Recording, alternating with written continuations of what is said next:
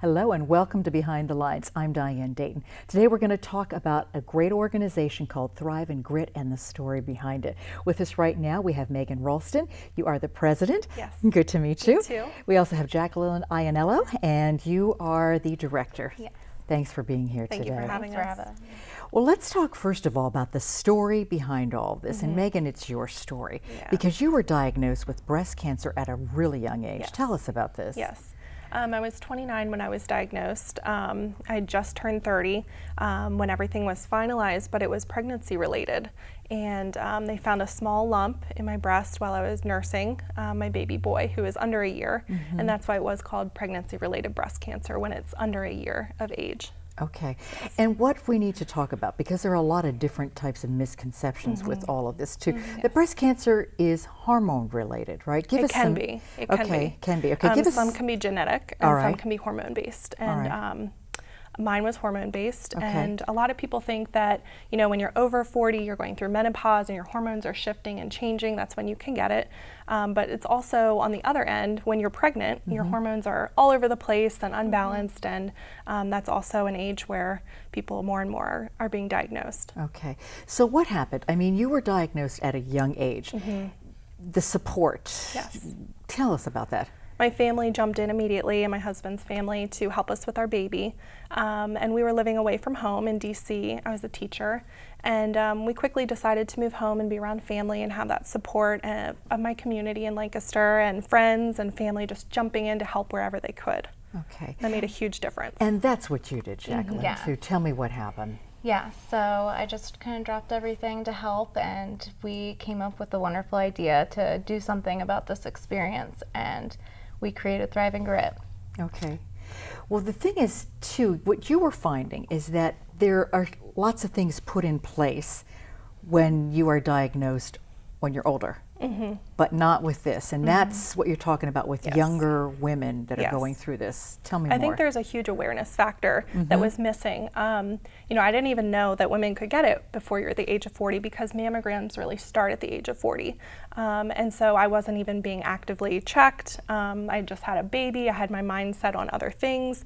There really wasn't that awareness factor. And I know for a lot of my peers my age, this is all new. And we're spreading that awareness so that, you know, if 1 in 8 women will get this sometime in their life, we're reaching a lot of people before they are diagnosed. Okay, so what do we need to know? Just the awareness, like you need to go get checked, ask about like family history. That's a huge aspect. And if you know your family history, then you can, you know, ask your doctor about different things to prevent, such as like the right birth control choices for you, or, you know, things to stay away from, or things to be proactive about, I think is important. Well, let's talk about those things. Let's give some real information. What can we be proactive about? I definitely think that there's an environmental aspect, and a lot of the doctors that I have seen throughout the year have also agreed with that. So, you know, avoiding certain chemicals in products, and such as aluminum in deodorant. There's aluminum-free deodorants like Native and Schmidt that are just safer. A lot of makeup will list ingredients, and you just have to look on the back to make sure that they're approved. Organic food. Eating organic food, working out, being fit, not smoking. Those are all risk factors of breast cancer. Okay, so general good health practices is Definitely. what you're talking about too. But then you're also talking about looking, and this is what we talk about in a lot of things too, labels. Yes. We really have to be proactive with looking at the labels too. Definitely. And being aware of what you're putting in and on your body. Yes, I think definitely. And I'm definitely sure important. going through this too, the whole family is going through it, and I'm sure that's, you have felt adjustments in your life as well, right, Jacquelyn? Definitely some major adjustments, but we were determined to do something good with this experience, and that's kind of what we're after. Okay. And just letting other people aware of, you know, some of the things that I'm learning as we go. It's trial and error, and I think it's helpful just to have that on your mind as you're purchasing items and living your life. Yes. Well, growing up, you know, in your life before this, I mean, this has really been a major change for you. Tell me more about that. You know, there's a ton of risk factors, but I was one of those people that didn't have any of them. So that's hard to accept too. Like there was really nothing I could do to prevent this. And there are a lot of women out there too, that there's just nothing you can do to prevent it. And so it's kind of like bringing a group of a community together of women that are going through this. And I think support and the mind aspect of keeping your mind focused on good things and overcoming and fighting together, that you're not alone, is a huge aspect of this journey. Yeah, it really is. Yes. We're going to put your website up. It's thriveandgrit.org. You also have a Facebook page under that same name too. What are we going to find there? Lots of stories of inspiration. We have a featured fighter program, so we support local women battling, and we provide them with a little care package of wellness items to help them get through their time, and they share their story on our website, and we just have some information, resources, and Our events that are coming up, and everyone joining together. It's a great way to connect and a great way to work together, Yes. because we really do need to find a cure for this too. Yeah. So what you were doing is taking your experience and turning it into something good with the start of Thrive and Grit. Yes. How'd you come up with that name? What does that mean? It was a long process, but you know, being a teacher, grit is definitely a buzzword right now. And it just means perseverance, like getting through no matter what, being scrappy, fighting hard, fighting together. And so I definitely wanted that word involved. And then thriving is, you know, a lot of people would say, you know, how do you survive this? How do you get through it? And we wanted to do something to help people thrive, not just survive. So really supporting them with resources and community. Okay. I think you started this in 2017, right? What has the response been so far? It's amazing. And you know, it's of all ages. You know, there's a lot of older women that say, how can we get involved? And there's a lot of younger women that either have it in their family history or are related to it somehow, and you know, just really feel that connection to being a young mother and what they can do to help. Okay. And what you've been doing too, you've really changed your life around, and this is meaningful for you to be a part of this with her. Yes, just watching you fight, you know, it makes me want to fight too. And as a sister, when all this is happening, at times you feel helpless, but to turn this into something good and to help others, and if you can even just help one other person catch this early, then it's totally worth it. Absolutely. Well, I'm so glad you're here, because this is such an important topic. We're going to take a brief pause, and we come back more about Thrive and Grit. Stay with us. Welcome back to Behind the Lines. We're talking about Thrive and Grit. Megan's story about getting breast cancer at a very young age and the difference that this is making, not only in her life with what they're doing, but with other women that have the same issue at the time. Jacquelyn's here, her sister. She's a great support too. So we were talking about what Thrive and Grit means, and I think that's really powerful. It absolutely is. What is the mission of Thrive and Grit? Thrive and Grit is here to help young women, and the awareness factor is huge because preventing a long or an advanced diagnosis is our main goal. So that awareness piece of, you know, if you feel something, you need to go to your doctor and say something, follow up. I was told it was a blocked milk duct by 2 doctors. So getting second opinions if you feel like it's just not right, or you know, you're still concerned, I think push and advocate for yourself. You have to. I think sometimes we do have this, we know, that little voice inside that says, you know, get this checked out. So be your own advocate. Yes, yes. Okay. Definitely. So there's a fund, Megan's Fund, Yes. through Ann Boschinger, the Cancer Center with LGH? Yes, Okay. it's connected to LGH and Penn Medicine. It's our local hospital, the Ann Boschinger Cancer Institute, and I go there for all of my treatments, and most of the women that we support also go there as well, so we have that connection. But I started Megan's Fund as a support system for women under the age of 40. A lot of insurance companies don't support you 100% if you wanted to go get a mammogram or ultrasound or some sort of preventative tool. And so Megan's Fund is covering that gap. So whatever is not being processed through insurance, we would cover that. Well, I bet they embrace that. Yes. Because I don't think anybody else was really spearheading that, right? Right, right. So it was something that was super important to us since I'm only 31, and you know, we believe that, you know, things are happening earlier and earlier. So we wanted to be a support system because that can be a huge burden for a lot of women. So how can women go about, you know, taking a part of Megan's Fund or becoming involved? You go into your doctor's office, and if you know, you feel like there's a lump or you want to have some sort of detection, you would ask your doctor, and the doctor would give an application for you to fill out. Okay, and that's what you can do. Yes. So what have you accomplished so far? I know you probably have some stories. Yeah. Yes, a lot. Megan's Fund was a huge accomplishment. We raised over $10,000 for that fund, and we know that'll be reaching a lot of women in the community. Okay. So that was really exciting. And we got our website up and running, and we've been putting on a lot of events. And Okay. Yeah, in the community, and you know, just raising funds was a huge one, and we've only that really is. been active a year, and we're already 501c3 approved, which is also, Yeah, as many that- people know, can be a challenge. Yes, it really can be. So Yeah. that's Yeah. really good to Yeah. get that. You also have something that's known as a pink package. What Yes. is that? Pink packages are fun. They're a little goodie box that we put together out of love and support, but we get an application from people that are going through treatment.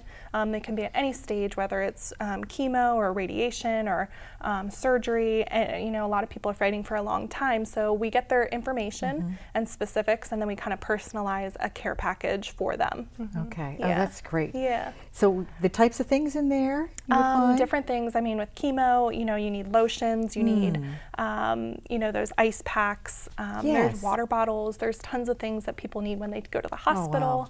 Right. So, yeah. Okay, Yeah. that's really good. MD Anderson is what? Yes, MD Anderson is the top medical research hospital in the country for breast cancer. And I actually fly out every other month to get scans Is that and in meet with my Texas? doctor. Okay. Yes, yeah, in Houston, Texas. It's huge. And they have a huge clinical studies section of their hospital, and that's where Thrive and Grit will be donating for metastatic research. How'd you find out about that? I mean, it's pretty well known in the medical field, and our family had a little connection there as well. And then I've been flying out ever since. Okay.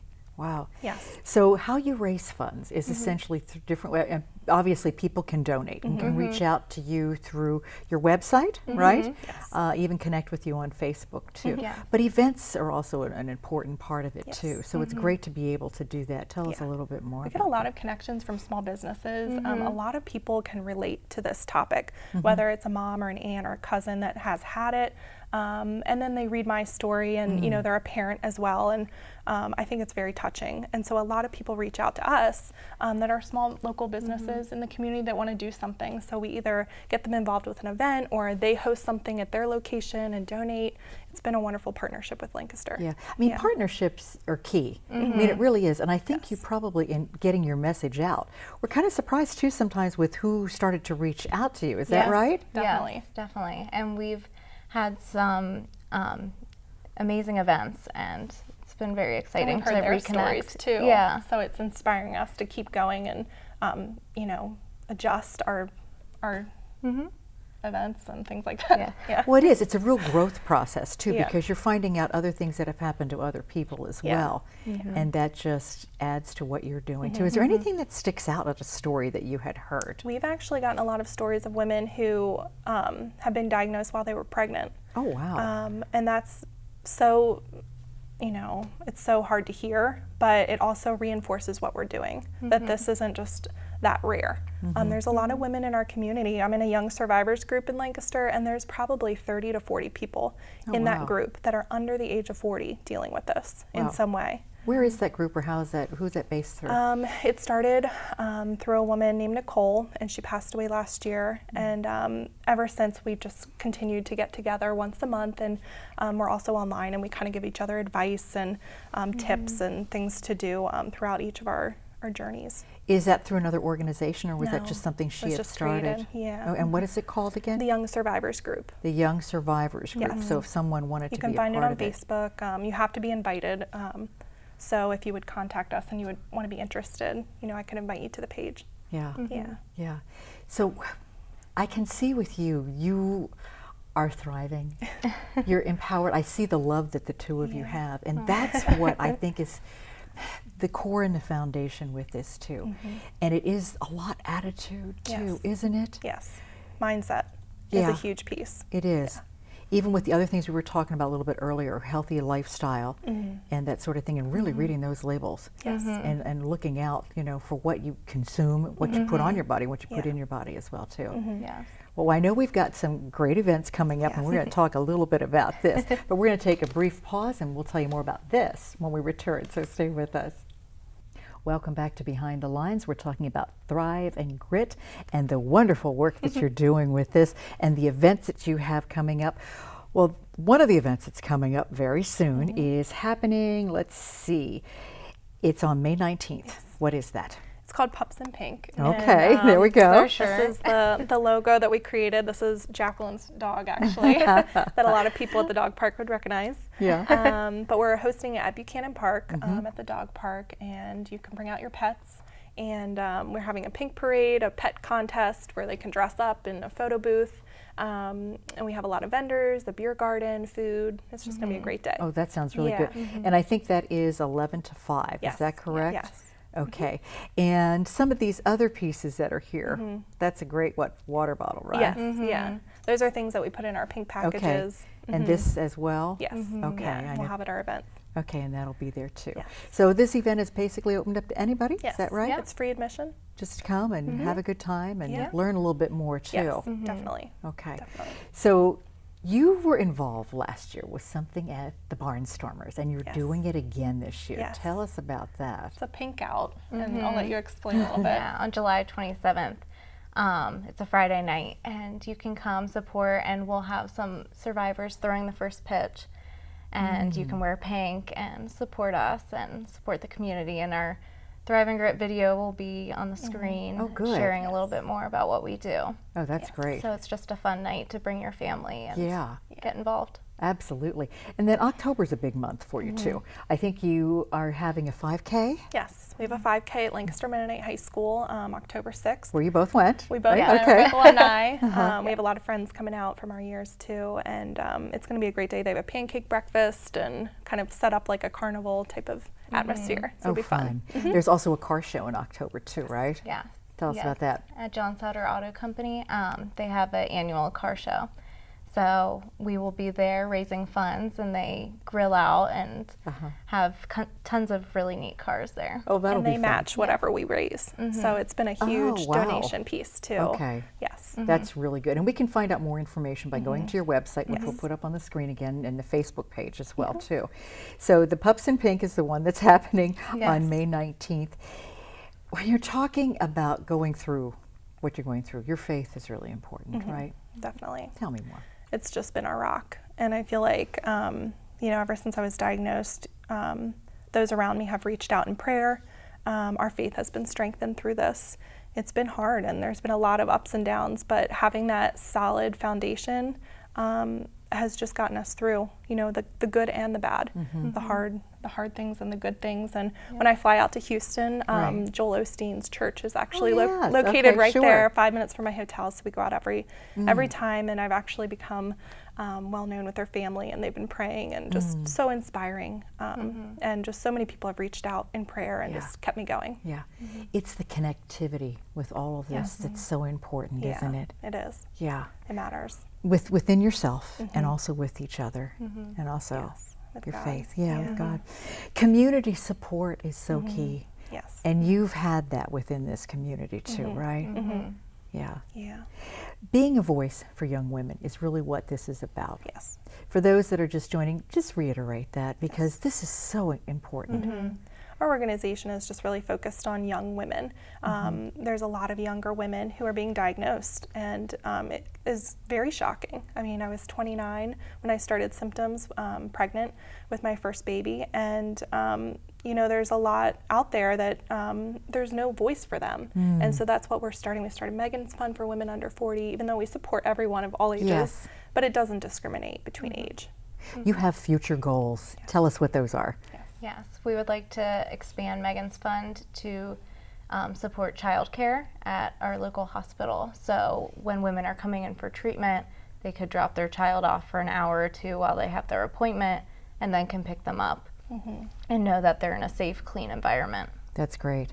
You want to add more to your pink packages too, such Yes. as? So we help women in the community, local featured fighters. They can apply on our website, and we would love to expand that and just help them with Uber services to and from appointments if they have transportation difficulties, or some people really enjoy massage, and there's a massage recovery center in the hospital that we would love to add to our pink packages, as well as Cleaning services. I know a lot of women would want that. Oh, yes. And also grocery delivery Sure. services. That would be a great. huge help. That would be great. Yes. So how can we help? Ways that we can get involved? Just spreading the word is the Okay. big thing. Getting people aware, coming out to events to learn more, donating. If a small business wants to donate in some way or has a connection, we would love to work with them.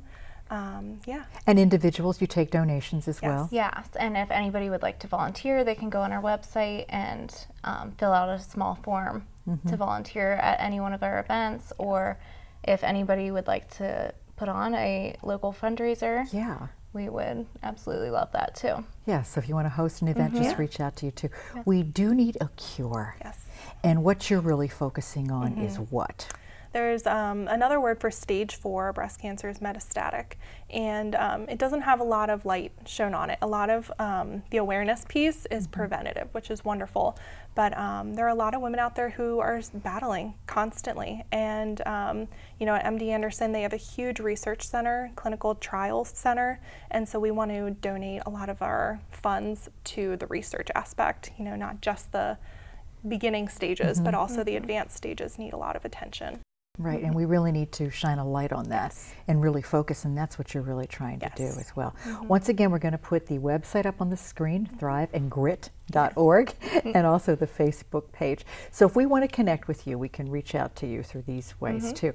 What final thought would you like to leave us with? We just really appreciate the support of the community in any way that you can be involved, and just the personal support too. This has been definitely a personal journey as well. So it started as something within ourselves, but we wanted to share our support and our love with everyone going through this tough time. Yeah. Jacquelyn, what final thought do you have? What would you like to leave us with? Yes, we're just so grateful for all the support and the community and all the support that they've shown my sister. I've seen so many people reach out, and it really, really matters, and it counts, and it makes a huge difference. Yeah, and together we can make a difference too. We really can. So come out and support some of these events that are going on too. We've got May 19th with the Pups in Pink at Cannon Park, and Barnstormers on July 27th, and look for the car show in October, and also for the 5K. Yes. Thank you for all the work that you're doing and the difference that you're making. We wish you all the best. Thank you so Thank much. you so much. Thank you so much for taking time today. We'd like to say thank you for joining us today too. I'm Diane Dayton with Behind the Lines, reminding you to look behind the lines. You might be surprised what you find.